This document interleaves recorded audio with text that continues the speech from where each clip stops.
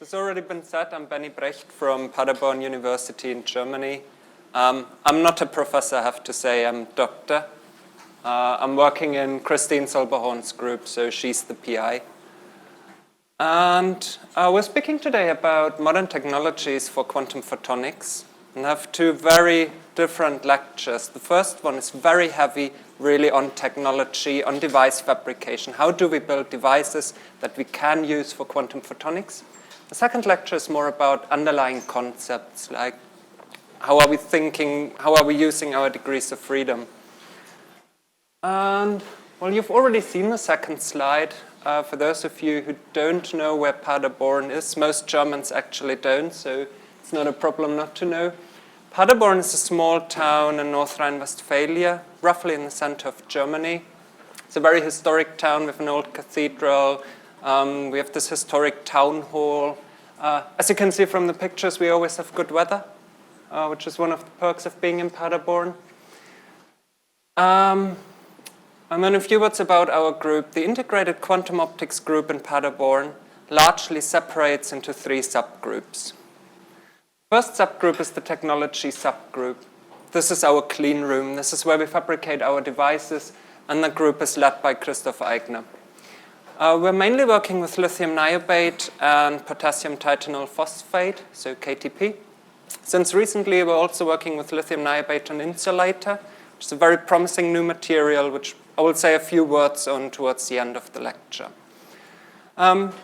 Here we're really doing everything in-house. We're buying lithium niobate wafers, we're dicing them into chips, we're inducing waveguides, we're doing periodic polling, we apply dielectric and facet coatings, we sputter on electrodes, we do bonding for electro-optic modulators, so everything is done in-house.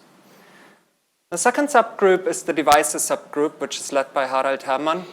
And here we try to take all the capabilities from the clean room and turn them into multifunctional devices. We're looking at optical circuits, we're looking at modeling of our devices, characterizing them.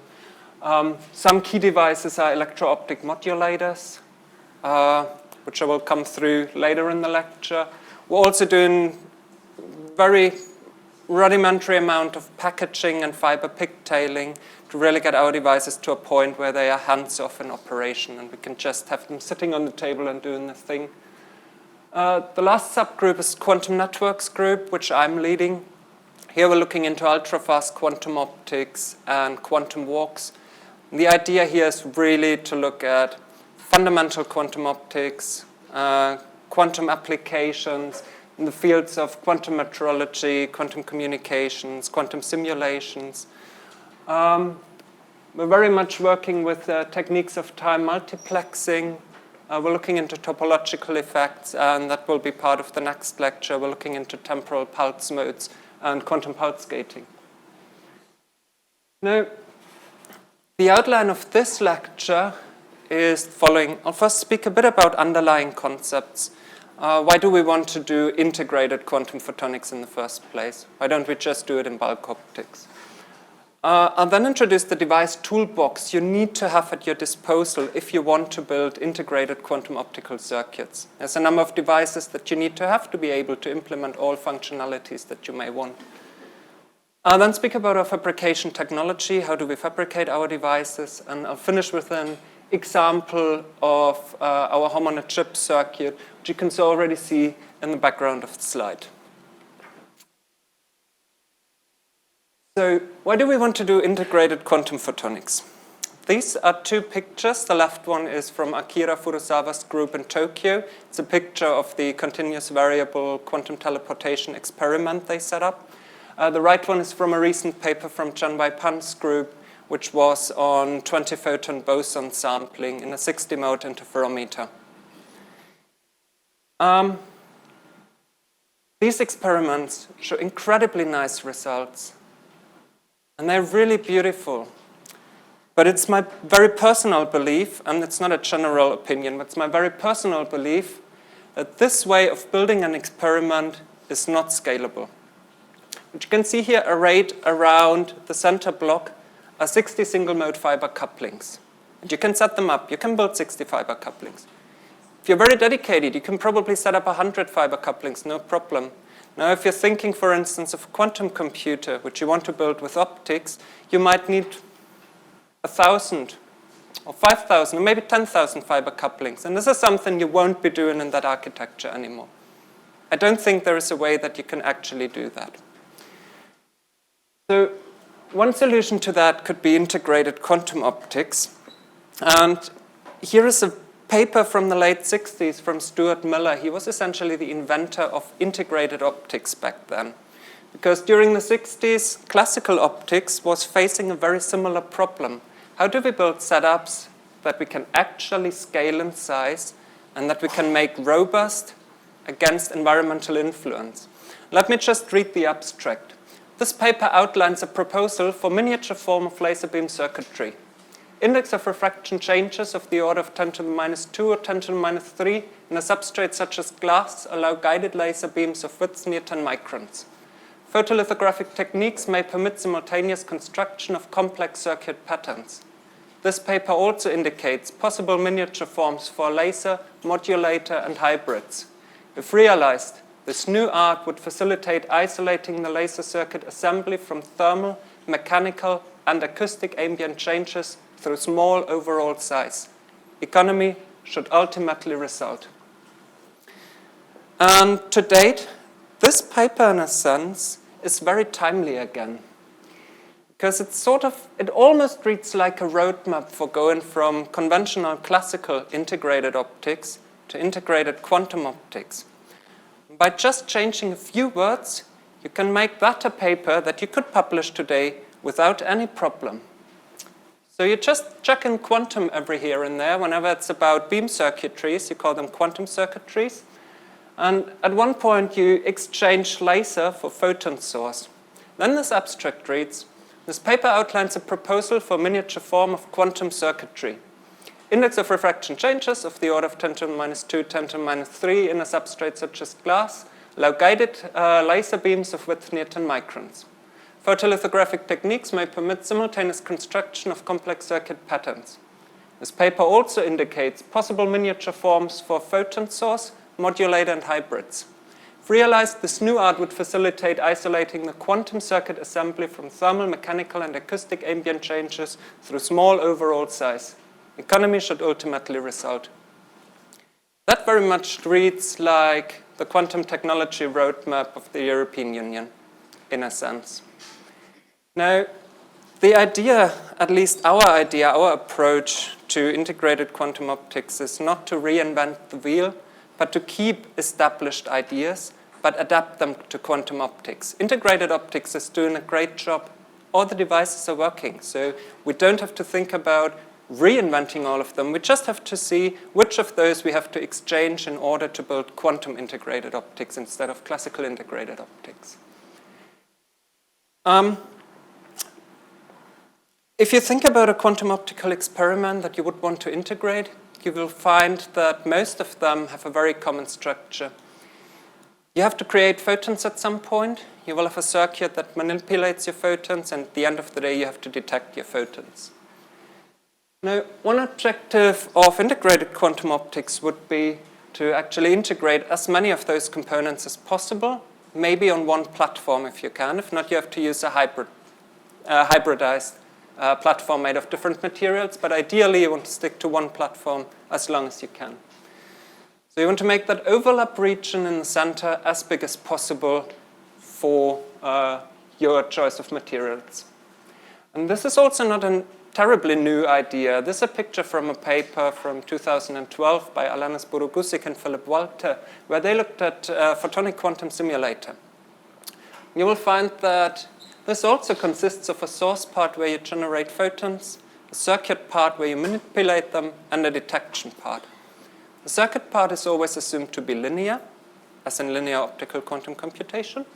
The source part necessarily needs to have some sort of nonlinearity to generate your photons.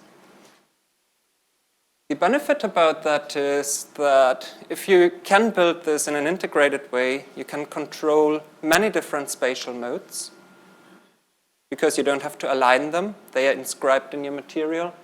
You have an inherent interferometric stability, so you don't need phase locking techniques. You can build comparably compact devices. You have, I would say, a simple operation. Well, once you know how to actually operate your waveguides, it becomes simple. It's a bit of an uphill struggle to get to that point, but definitely once that thing is sitting on your table, you don't have to realign it anymore. It's just sitting there and doing its thing.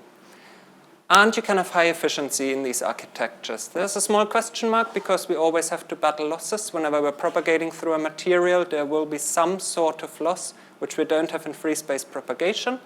But we can engineer that, we can try to minimize that, and then we can build highly efficient devices.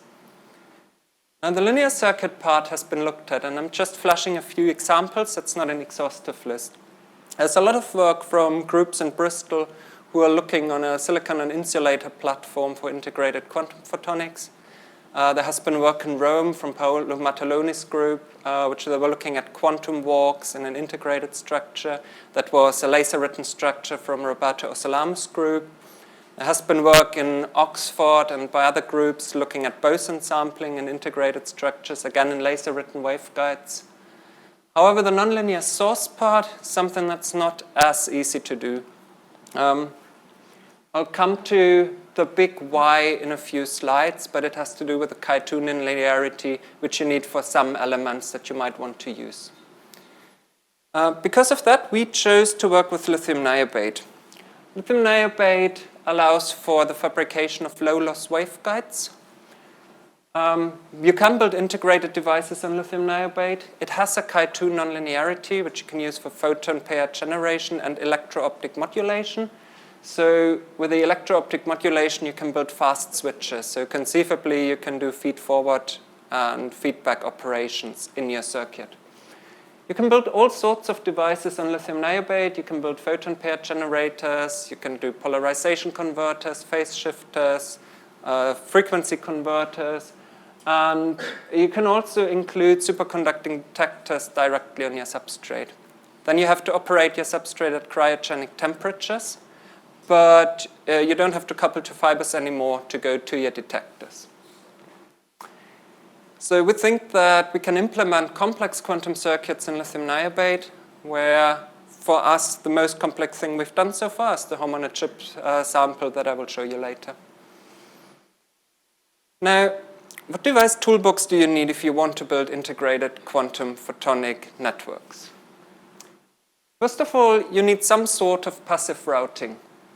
You may need power splitters, you may need polarization splitters, wavelength multiplexers and demultiplexers, just things to guide your light through your circuit as you would do in bulk optics. Then you need the generation and storage part. You need to be able to generate photons, probably change the frequencies and bandwidths and conversion processes, and ultimately, if you want to build large circuits, you want to have quantum memories as well for scalability. You need some active manipulation. If you want a reconfigurable circuit, you want to be able to do that fast. So what you need for that are, for instance, phase shifters to control the phases of interferometers, polarization converters that may act as half and quarter wave plates, and spatial switches that act as tunable beam splitters, which you can basically tune from 0 to 100% reflectivity by applying a voltage. Finally, you may need interfacing. You won't be able to do everything on a single substrate, either because your substrate doesn't provide the functionality, or because it's not big enough, or because you have external detectors, or because you want to send photons to a remote location. So at some point, you will have to couple your photons to fibers. To do that, you need efficient fiber waveguide coupling, and ideally dielectric coatings to reduce reflections at interfaces between different devices. Every of those components has already been built for classical photonics. So we're not reinventing the wheel. They also have been optimized for classical photonics. What does that mean? That means that if you're talking to classical telecoms people, they will tell you that losses up to 70 dB are perfectly acceptable because you can just re-amplify your light. Chuck in an amplifier somewhere in your transmission line and you're golden. That doesn't work with quantum optics, unfortunately, because if you lose a photon, it's gone. You can't amplify it. So that means that you do have to re-optimize these devices for quantum applications in the sense that you really have to work on reducing the losses. 3 dB insertion loss for a spatial switch is not an option for a quantum integrated network. You can't afford to lose 50% of your photons at every beam splitter. But other than that, the devices exist and people know how they work. Now let's go through them and see how they work and what you can do with them. And we'll start with the passive routing, which you do via so-called directional couplers. Directional coupler is a device where you have two waveguides.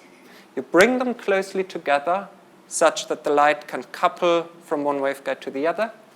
They are together in a central section with a certain coupling length, and then you separate them again.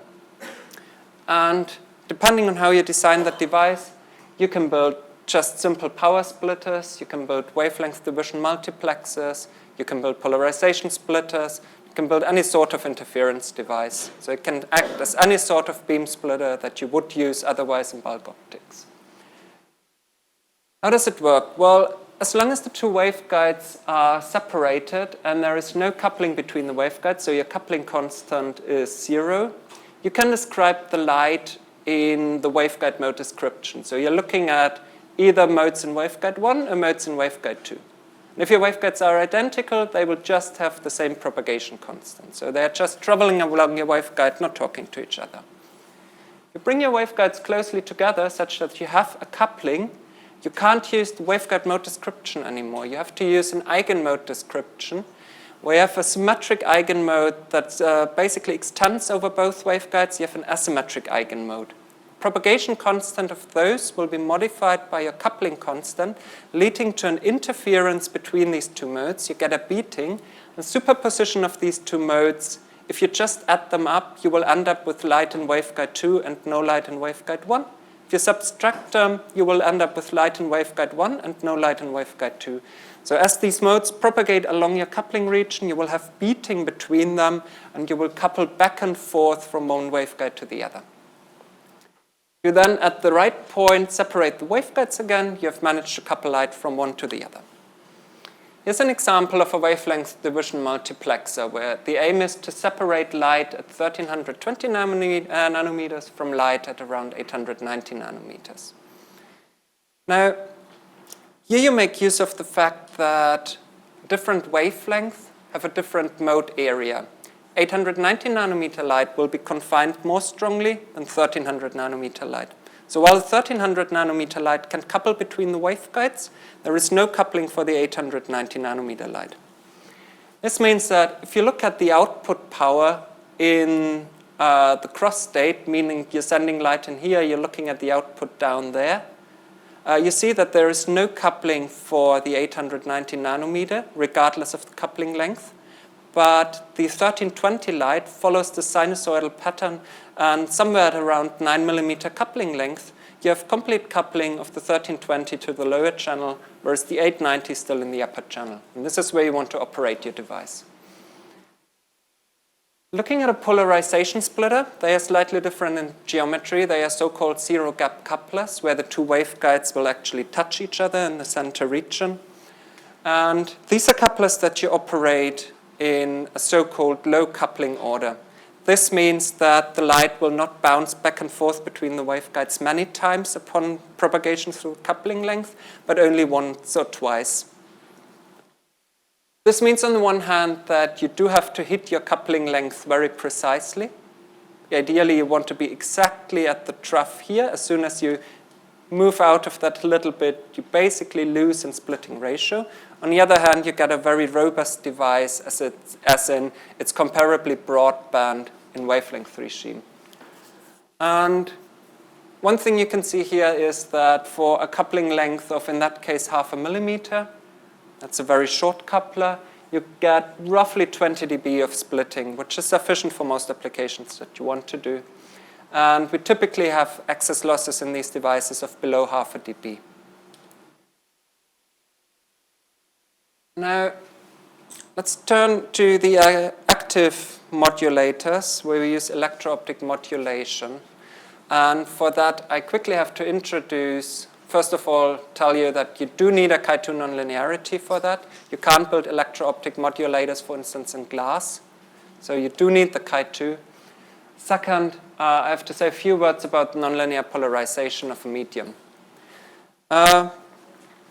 The dielectric polarization of a medium is induced via an electric field that's coupled to the nonlinear tensor of your medium, or dielectric tensor of your medium. And as long as the response to your electric field is purely linear, as in that case here, you're speaking of a linear medium. This would be just your refractive index. As soon as this response becomes nonlinear, which could happen, for instance, by increasing the driving strength of the field, you might see nonlinear terms, or just by having a second-order nonlinear response from your medium directly, you're speaking of a nonlinear polarization. What you then typically do is you do a Taylor expansion of your polarization in terms of orders of nonlinearity. So you have the linear term, which is your refractive index. You have your second-order nonlinearity, for which you need a non-centrosymmetric crystal, and which is used, for instance, for electro-optic modulation. The third-order nonlinearity, which would be the cause for four-wave mixing or cell-phase modulation, cross-phase modulation of pulses. And electro-optic modulation is the interaction between optical and electric fields. So one of these fields would be an optical field, the other one an electrical field. It works in the following way. On the upper right, you see a picture of a sample. You have a waveguide with an electrode on top and another electrode sitting next to it. And you apply a voltage between the two electrodes. This will lead to an electric field through your waveguide. If your waveguide is very small, that field will primarily point downwards into your sample. If you choose your crystal orientation appropriately, you can make use of what's shown here, the R33 component. That is the component of the electro-optic tensor, which in lithium niobate is strongest. There are different components. R33 is strongest, so you have the strongest interaction between the electric field and the light field. What this electric field now does for you is it induces a change of the refractive index in your waveguide. Because your waveguide has a finite area, you have to average over the waveguide cross-section, which you do via this integral term.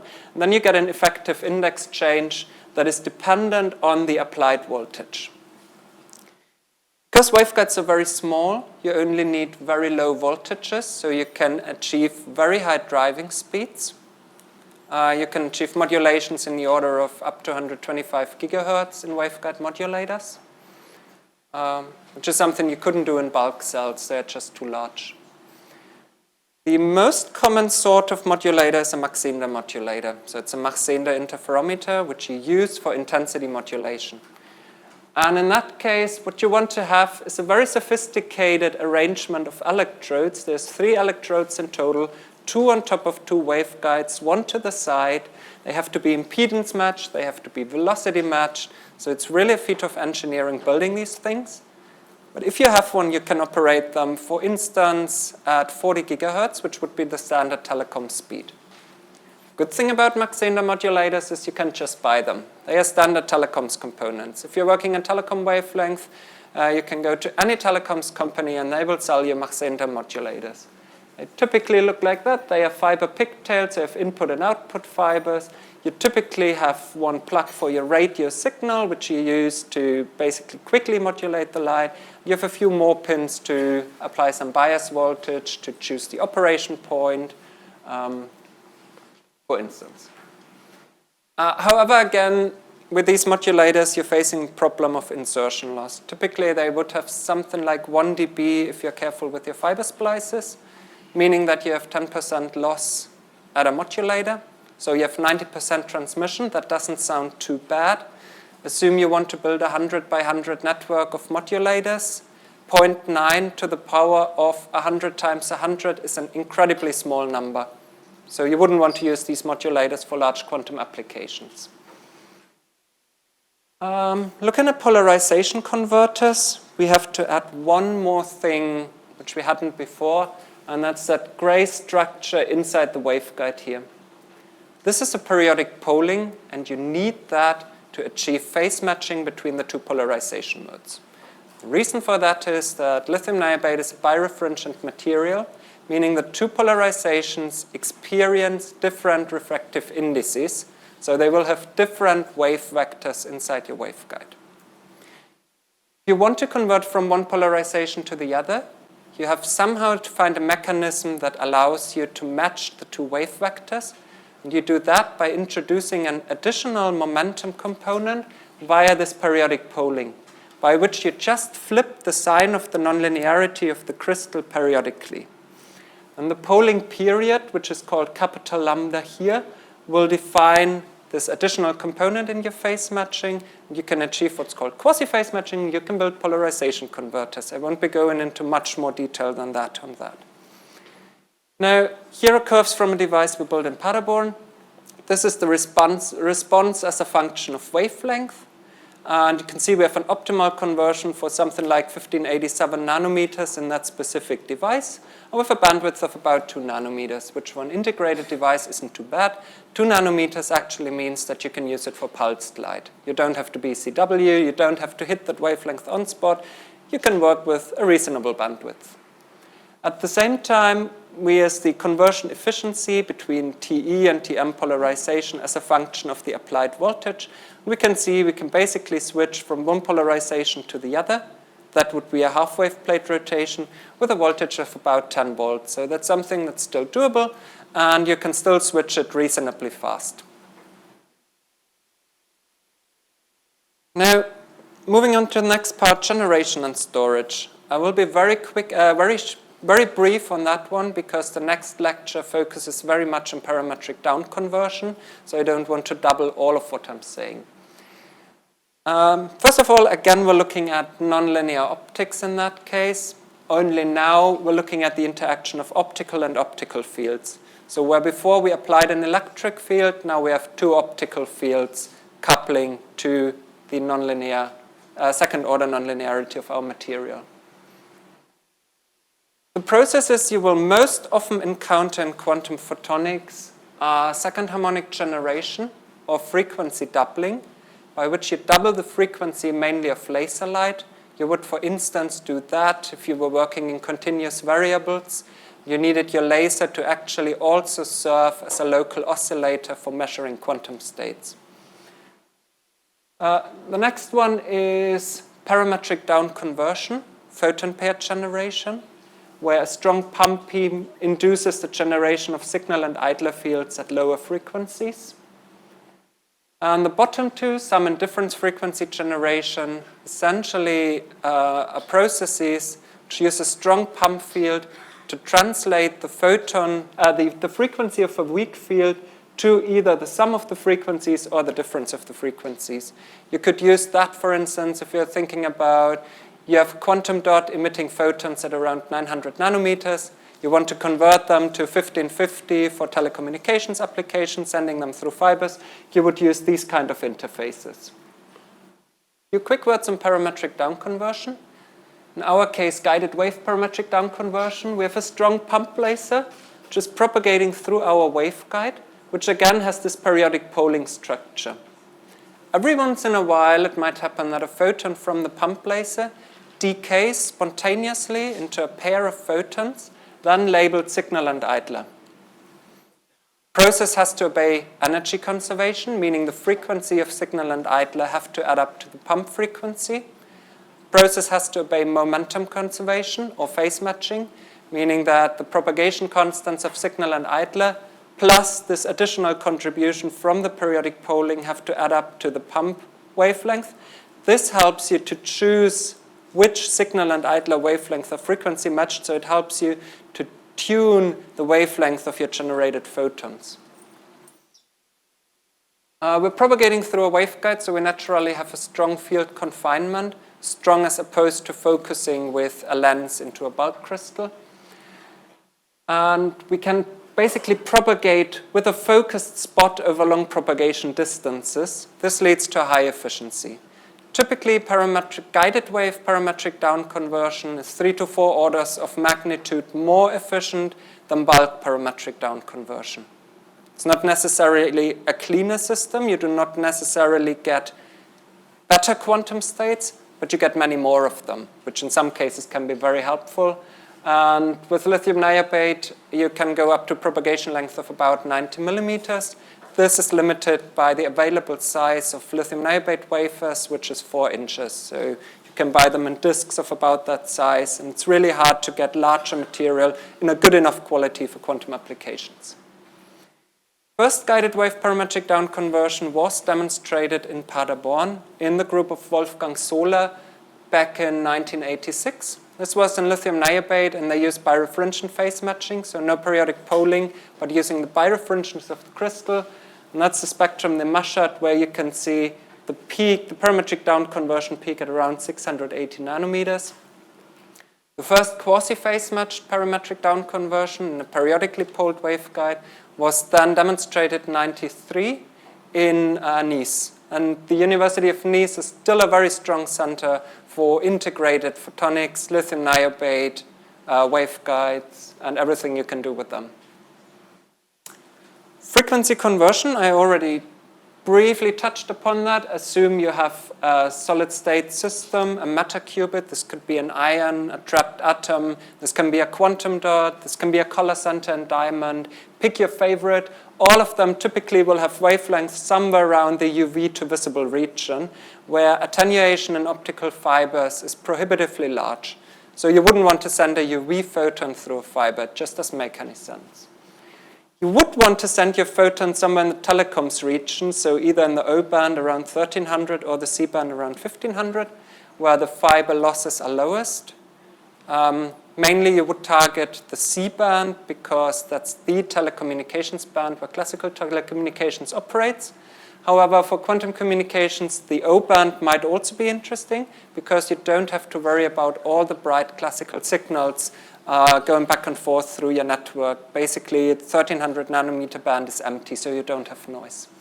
Anyway, to go from that to that, you need some sort of frequency conversion device.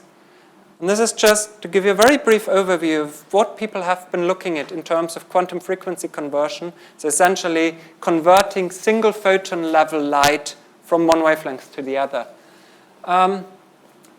Most of the works have focused on photons somewhere in the visible range. These can be from quantum dots. These can be from nitrogen vacancy centers in diamond, these types of systems.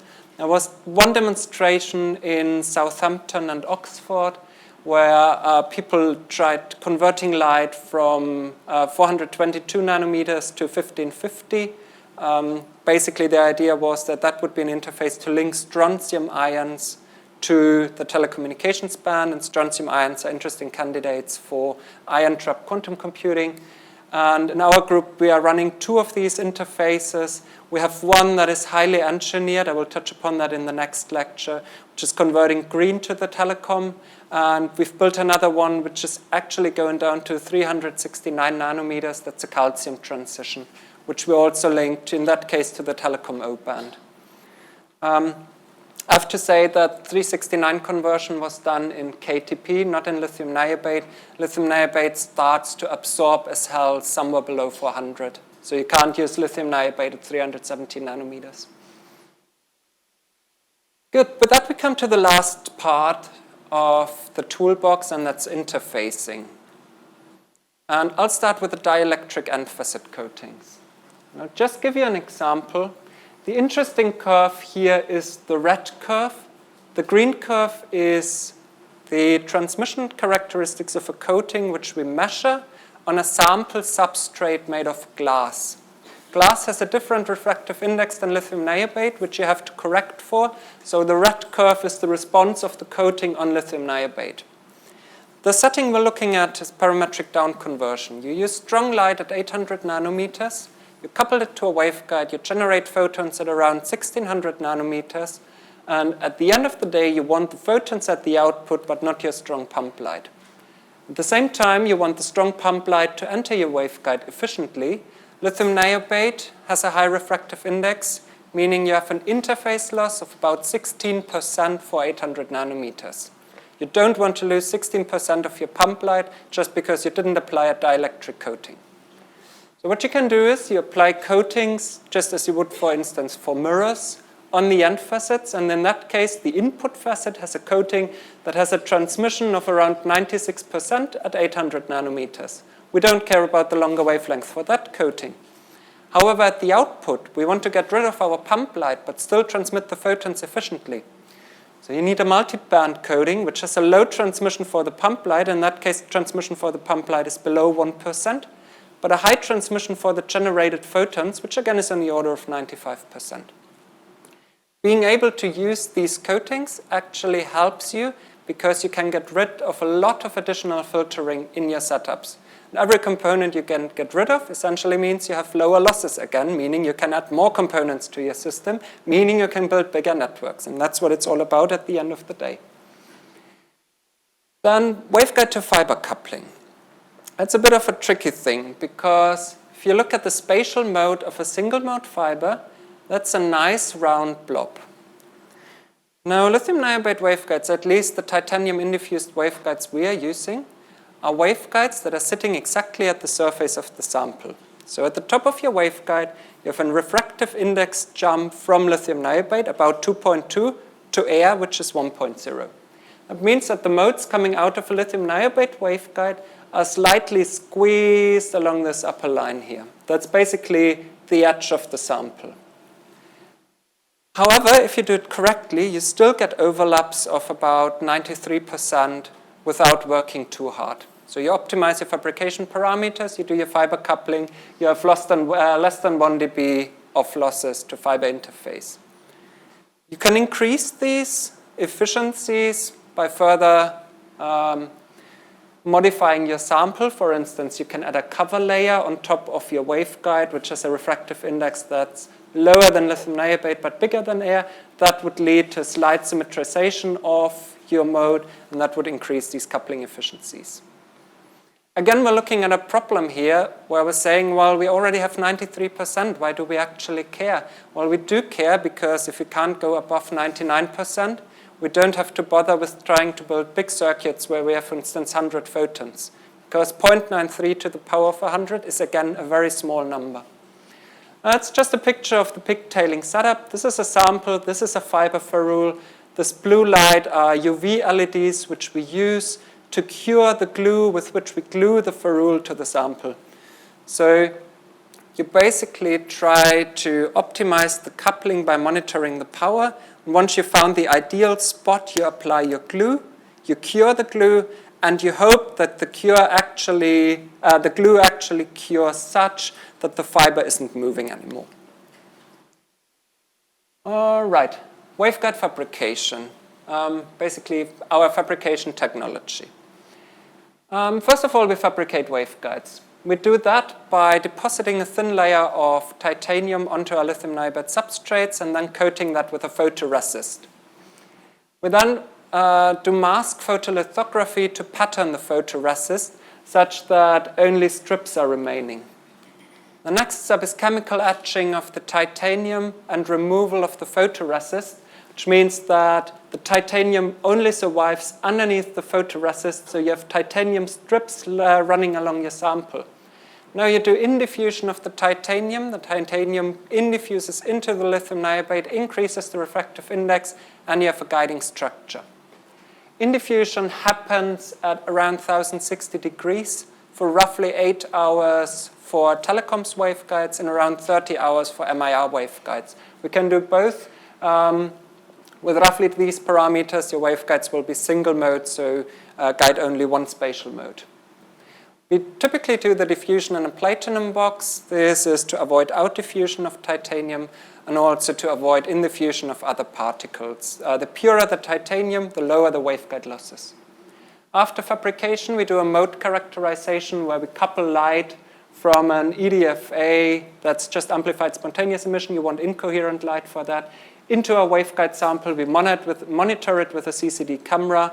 And this is again a comparison between a fiber mode and a typical waveguide mode, a telecom's wavelength.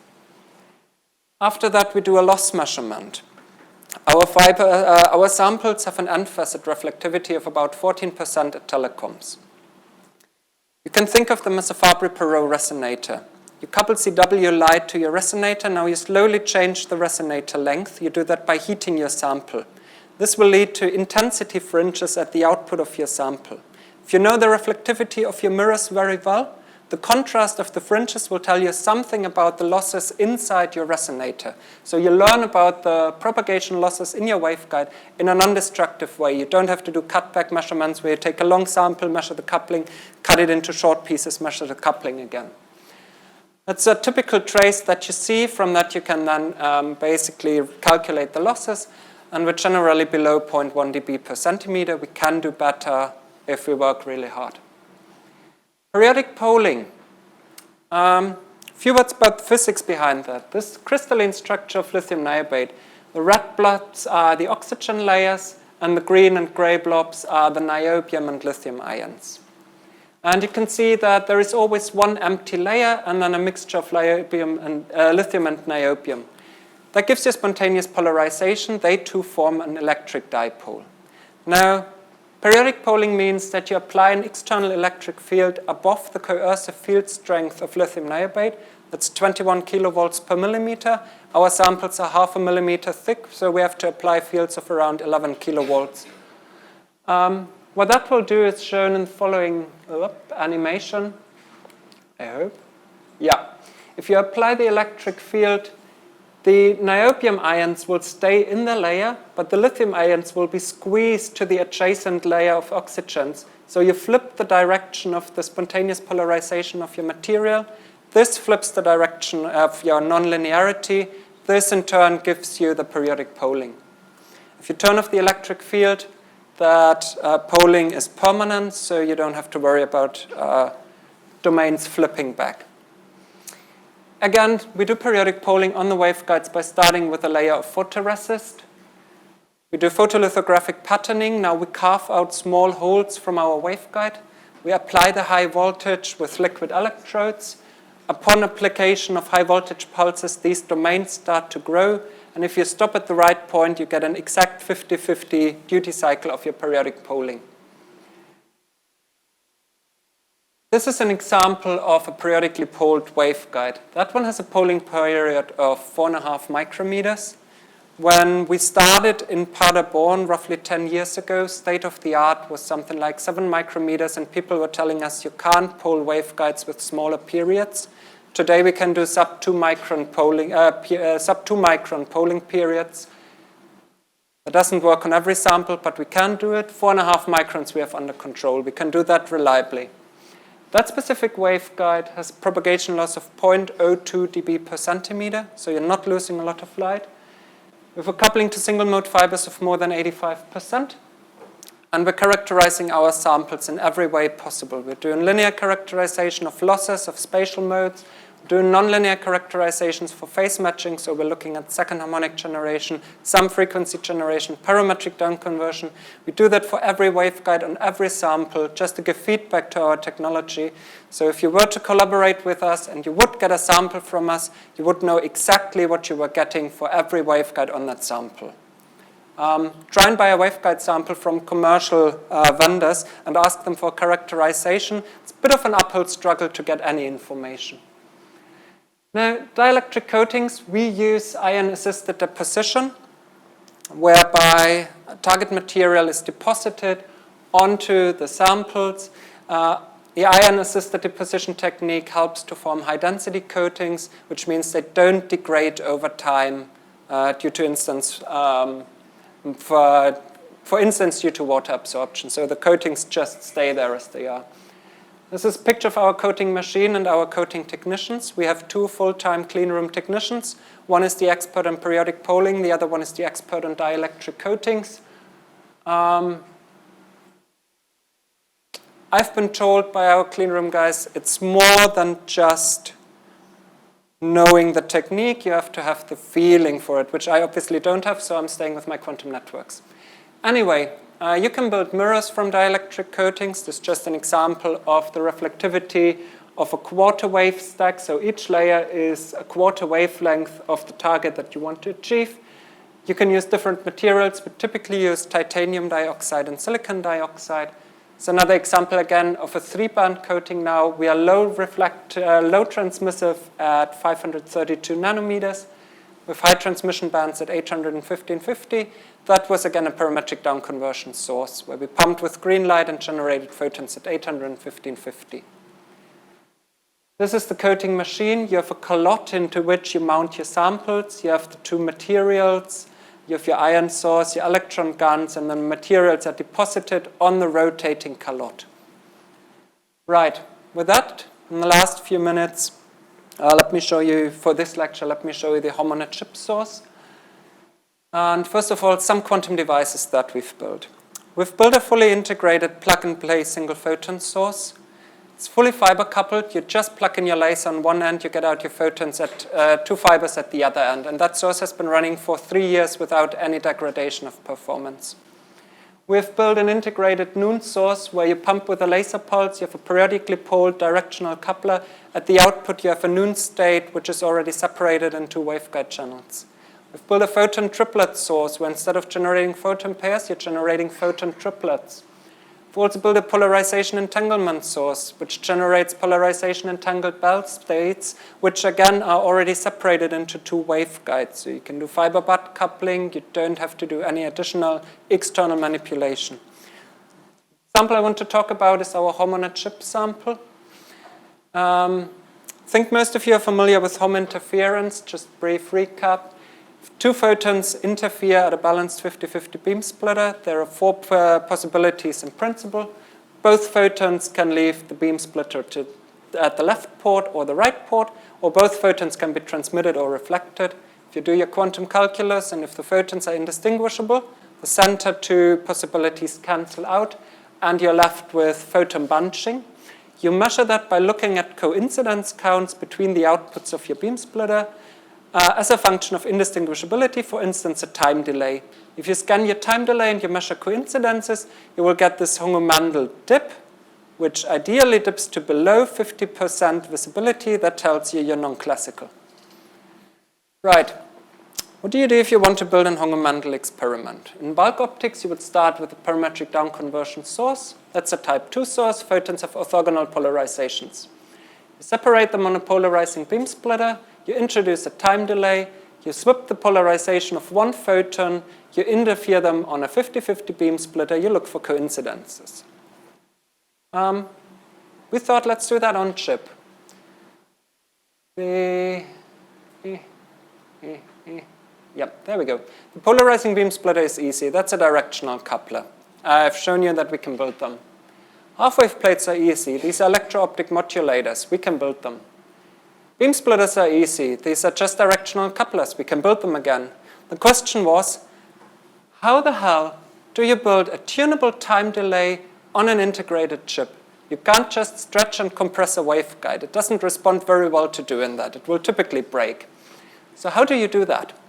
And it turns out that for once in a lifetime in integrated optics, birefringent is not your foe. Typically, birefringence is an absolute pain in the ass, if you excuse my language. But in that case, it's actually your friend. So what's happening? Birefringent means the 2 photons travel at different velocities. We generate our 2 photons. They propagate through the waveguide. We flip the polarization of 1. We send them to the beam splitter. They arrive at the beam splitter at different times. This would mean we're measuring a point somewhere out there at our home dip where nothing interesting happens.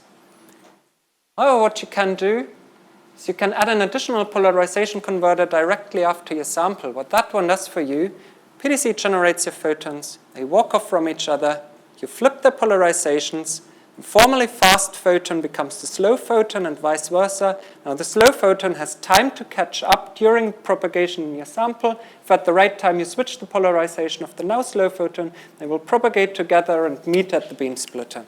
And that's exactly what's happening here. You flip the polarization of the photons, they meet up, you flip again, you send them to the beam splitter. Now, we've built a segmented polarization converter, meaning we can choose where to flip the polarization of the second photon, giving it more or less time to catch up with the first photon. That allows us to sample discrete time delays along the home dip. If we turn off the first polarization converter, we can sample the wings of our home dip. This is what you get from the experiment. The blue curve and the gray shaded curve are theory, gray shaded including experimental imperfections. The dots are the measurement points. We see a dip visibility of 93%, which isn't too bad. It's also not too brilliant. But the important point is that we've managed to implement a tunable time delay of about 13 picoseconds on an integrated chip. So we can now delay our photons on demand by about 13 picoseconds, which is something that you might need in a large network for synchronization purpose or anything else.